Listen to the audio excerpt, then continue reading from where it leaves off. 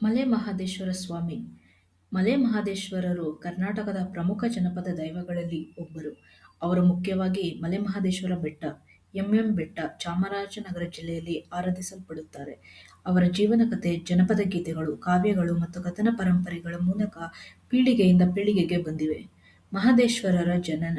ಜನಪದ ನಂಬಿಕೆಯ ಪ್ರಕಾರ ಮಹದೇಶ್ವರರು ಸಾಮಾನ್ಯ ಮನುಷ್ಯರಲ್ಲ, ಅವರು ಶಿವನ ಅವತಾರ ಎಂದು ಭಕ್ತರು ನಂಬುತ್ತಾರೆ. ಅವರು ಧರ್ಮವನ್ನು ಸ್ಥಾಪಿಸಲು, ದುಷ್ಟರನ್ನು ನಾಶ ಮಾಡಲು ಮತ್ತು ಬಡವರನ್ನು ರಕ್ಷಿಸಲು ಭೂಮಿಗೆ ಬಂದರು ಎಂದು ಕಥೆಗಳು ಹೇಳುತ್ತವೆ. ಬಾಲ್ಯದಿಂದಲೇ ಮಹದೇಶ್ವರರು ಅಸಾಮಾನ್ಯ ಜ್ಞಾನ, ಶಕ್ತಿ ಮತ್ತು ಕರುಣೆಯನ್ನು ಹೊಂದಿದ್ದರು. ಅವರು ಜನರ ದುಃಖವನ್ನು ನಿವಾರಿಸುವ ಮಹಾನ್ ಸಂತನಾಗಿ ಬೆಳೆದರು. ಶ್ರೀಶೈಲದಿಂದ ಕರ್ನಾಟಕದ ಕಡೆಗೆ ಪ್ರಯಾಣ. ಜನಪದ ಕಥೆಗಳ ಪ್ರಕಾರ ಮಹದೇಶ್ವರರು ಆಧ್ಯಾತ್ಮಿಕ ಶಕ್ತಿಯನ್ನು ಪಡೆದು ಅನೇಕ ಪ್ರದೇಶಗಳಲ್ಲಿ ಸಂಚರಿಸಿದರು. ಅವರು ಜನರಿಗೆ ಧರ್ಮ, ಸತ್ಯ, ಭಕ್ತಿ ಮತ್ತು ನೀತಿಯ ಮಾರ್ಗವನ್ನು ಬೋಧಿಸಿದರು. ಅವರು ನಂತರ ಕರ್ನಾಟಕದ ದಟ್ಟ ಕಾಡುಗಳಿಂದ ಕೂಡಿದ ಮಲೆ ಮಹದೇಶ್ವರ ಬೆಟ್ಟಕ್ಕೆ ಬಂದರು. ಆ ಪ್ರದೇಶದಲ್ಲಿ ಅನೇಕ ಜನರು ಕಷ್ಟದಲ್ಲಿದ್ದರು. ಕಾಡು ಪ್ರಾಣಿಗಳು, ದುಷ್ಟಶಕ್ತಿಗಳು ಮತ್ತು ಅನ್ಯಾಯಗಳಿಂದ ಜನರು ಭಯಭೀತರಾಗಿದ್ದರು. ಮಹದೇಶ್ವರರು ಅಲ್ಲಿನ ಜನರನ್ನು ರಕ್ಷಿಸಿ ಅವರಲ್ಲಿ ಧೈರ್ಯ ತುಂಬಿದರು. ಹುಲಿಯೊಂದಿಗೆ ಸಂಬಂಧಿಸಿದ ಕಥೆ. ಮಲೆ ಮಹದೇಶ್ವರರ ಜನಪ್ರಿಯ ಕಥೆಗಳಲ್ಲಿ ಒಂದು ಹುಲಿಯ ಕಥೆ.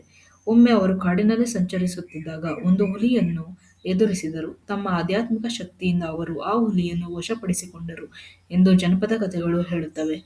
ಆ ಹುಲಿ ನಂತರ ಅವರ ವಾಹನವಾಗಿ, ವಾಹನದ ಸಂಕೇತವಾಗಿ ಮಾರ್ಪಟ್ಟಿತು. ಆದ್ದರಿಂದ ಮಲೆ ಮಹದೇಶ್ವರರ ಚಿತ್ರಗಳಲ್ಲಿ ಅವರನ್ನು ಹುಲಿಯೊಂದಿಗೆ ತೋರಿಸಲಾಗುತ್ತದೆ. ಬೆಟ್ಟದ ಜನರ ರಕ್ಷಕ. ಮಹದೇಶ್ವರರು ಕಾಡಿನಲ್ಲಿದ್ದ ಜನರಿಗೆ ಸಹಾಯ ಮಾಡಿದರು. ಅವರು ರೋಗಿಗಳನ್ನು ಗುಣಪಡಿಸಿದರು, ಅನ್ಯಾಯಕ್ಕೊಳಗಾದವರಿಗೆ ನ್ಯಾಯ ಒದಗಿಸಿದರು ಮತ್ತು ದುರ್ಬಲರನ್ನು ರಕ್ಷಿಸಿದರು ಎಂದು ನಂಬಿಸಲಾಗಿದೆ.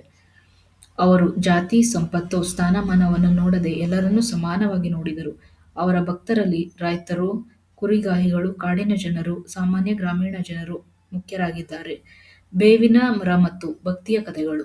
ಜನಪದ ಪರಂಪರೆಯಲ್ಲಿ ಮಹದೇಶ್ವರರ ಅನೇಕ ಪವಾಡಗಳ ಕಥೆಗಳು ಕಂಡುಬರುತ್ತವೆ. ಅವರು ಪ್ರಕೃತಿ ಮತ್ತು ಜೀವಿಗಳೊಂದಿಗೆ ಹೊಂದಿದ್ದ ಸಂಬಂಧವನ್ನು ಜನರು ಗೌರವಿಸುತ್ತಾರೆ. ಅವರ ಭಕ್ತರು ಇಂದಿಗೂ ಮಲೆ ಮಹದೇಶ್ವರ ಬೆಟ್ಟಕ್ಕೆ ಯಾತ್ರೆ ಮಾಡುತ್ತಾರೆ, ಮಹದೇಶ್ವರ ಎಂದು ಭಜನೆ ಮಾಡುತ್ತಾರೆ, ಜನಪದ ಹಾಡುಗಳನ್ನು ಹಾಡುತ್ತಾರೆ. ಈ ಕಥೆಯ ಸಂದೇಶ.